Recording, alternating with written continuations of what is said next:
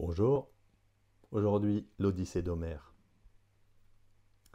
C'est un poème épique grec ancien, composé de 24 chants, racontant le périple d'Ulysse, Odysseus en grec, pour retourner chez lui après la guerre de Troie. L'œuvre est un pilier de la littérature occidentale et explore des thèmes tels que l'ingéniosité, le courage, la fidélité et la lutte pour retrouver sa patrie et sa famille. L'épopée commence 10 ans après la fin de la guerre de Troie. Ulysse, le roi d'Ithaque, n'est toujours pas rentré chez lui, et sa femme Pénélope est assiégée par de nombreux prétendants qui souhaitent l'épouser, croyant qu'Ulysse est mort. Son fils, Télémaque, est maintenant un jeune homme, mais il est incapable de chasser les prétendants de la maison. Pénélope, pour retarder une décision, a promis de choisir un nouveau mari une fois qu'elle aurait fini de tisser un linceul pour Laërte, le père d'Ulysse, mais elle défait chaque nuit ce qu'elle a tissé pendant la journée. La déesse Athéna, toujours bienveillante envers Ulysse, descend du mont Olympe pour guider Télémaque. Elle prend l'apparence de Mentès, un vieil ami de la famille, et conseille à Télémaque de partir à la recherche des nouvelles de son père. Inspiré par ces paroles, Télémaque convoque une assemblée d'hommes d'Ithaque pour les avertir des abus des prétendants, mais il le tourne en dérision. Encouragé par Athéna, Télémaque part en secret pour Pylos et Sparte, où il rencontre le roi Nestor et le roi Ménélas, deux anciens compagnons d'Ulysse pendant la guerre. Ils ne savent rien de la localisation d'Ulysse, mais ils lui racontent des histoires sur la guerre et ses conséquences. L'intrigue se déplace ensuite vers Ulysse, qui est retenu captif par la nymphe Calypso sur l'île d'Ogygie depuis 7 ans. Athéna implore Zeus de permettre à Ulysse de rentrer chez lui, et il envoie Hermès pour ordonner à Calypso de libérer Ulysse. Elle accepte à contre-cœur, et Ulysse construit un radeau pour quitter l'île. Après 18 jours en mer, il est jeté sur les côtes de Chérie, la terre des Phéaciens, à cause de la colère de Poséidon, qui lui en veut de lui avoir aveuglé son fils, le cyclope Polyphème.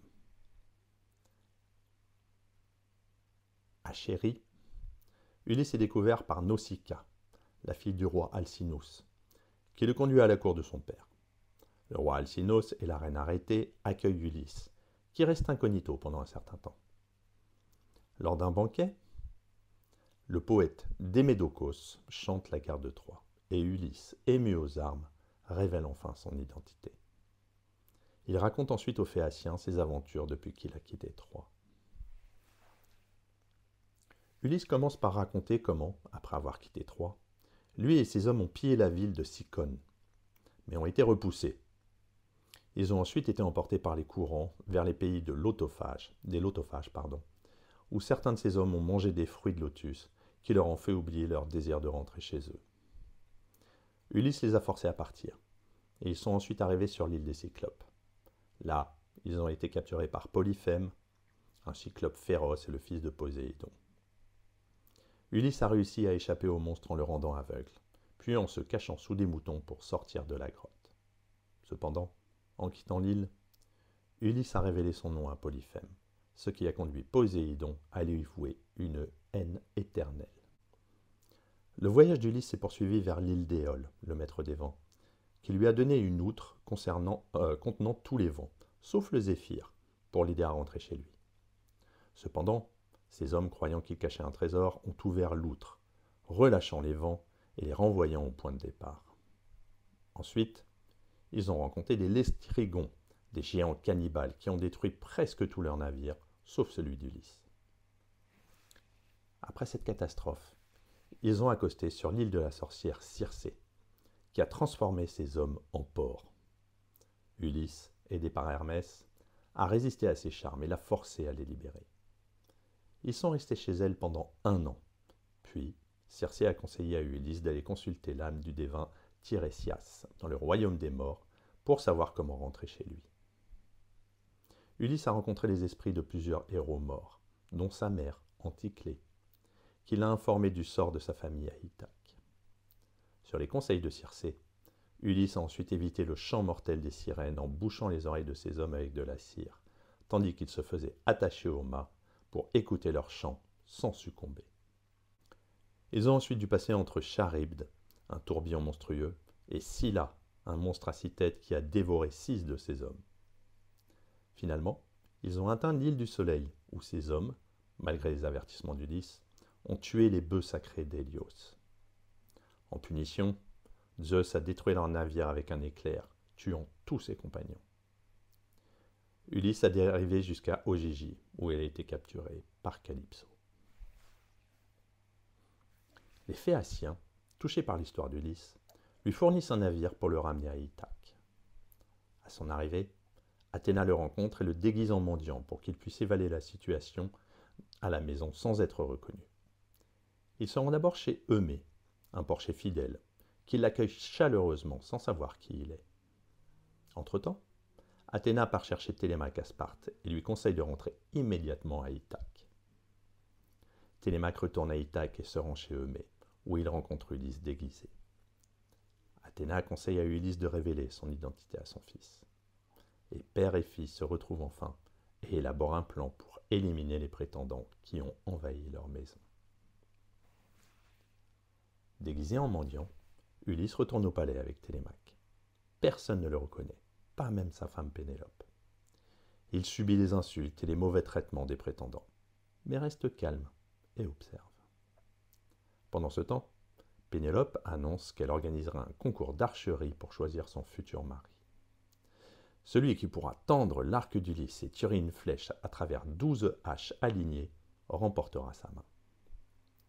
Ulysse apprend également que plusieurs serviteurs de la maison sont restés loyaux, tandis que d'autres ont trahi sa famille en collaborant avec les prétendants. Pénélope, dans son désespoir, parle au mendiant de son chagrin et de sa fidélité à son mari disparu. Ulysse lui assure qu'il reviendra bientôt. Ulysse encore déguisé, mais elle reste incrédule. Le concours d'archerie commence. Aucun des prétendants ne parvient à tendre l'arc d'Ulysse. Télémaque prétend essayer lui aussi, mais laisse finalement l'arc à Ulysse, toujours déguisé en mendiant. À la surprise de tous, Ulysse tend l'arc avec aisance et tire la flèche à travers les 12 haches. C'est alors qu'Ulysse se dévoile et commence à abattre les prétendants, avec l'aide de Télémaque, Eumée et Philétios, le bouvier. Il tue tous les prétendants dans une scène sanglante, rétablissant l'ordre dans le palais. Ulysse punit également les serviteurs déloyaux.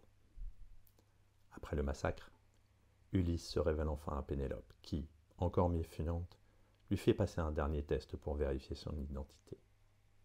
Elle lui parle de leur lit conjugal, construit autour d'un olivier vivant que seul Ulysse pourrait connaître. En décrivant le lit, Ulysse prouve qu'il est bien son mari, et ils se retrouvent enfin. Le poème se termine par une réunion avec Laërte, le père d'Ulysse, et un dernier conflit avec les familles des prétendants tués, que la déesse Athéna apaise en instaurant la paix à Ithaque. Ulysse retrouve ainsi sa place de roi et de chef de famille, après un long et périlleux voyage. L'Odyssée est donc une exploration de l'endurance humaine, de l'ingéniosité et de la fidélité. À travers toutes les épreuves qu'il surmonte, Ulysse incarne le héros épique, non seulement pour sa force et sa ruse, mais aussi pour son désir inébranlable de retourner chez lui. À bientôt!